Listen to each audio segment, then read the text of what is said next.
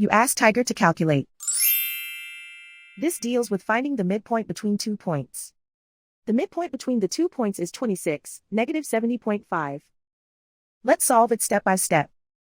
Plot the 2 points and calculate the midpoint using the formula. The coordinates of point 1 are, x1 equals negative 22, y1 equals negative 45. The coordinates of point 2 are, x2 equals 74, y2 equals negative 96. PM represents the midpoint of the 2 points.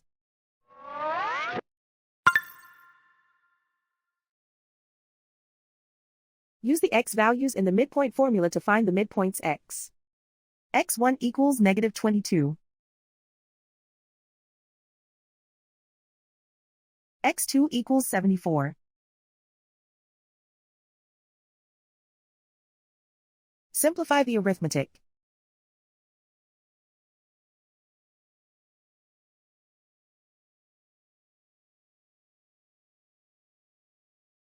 Use the y values in the midpoint formula to find the midpoints y. y1 equals negative 45. y2 equals negative 96. Simplify the arithmetic.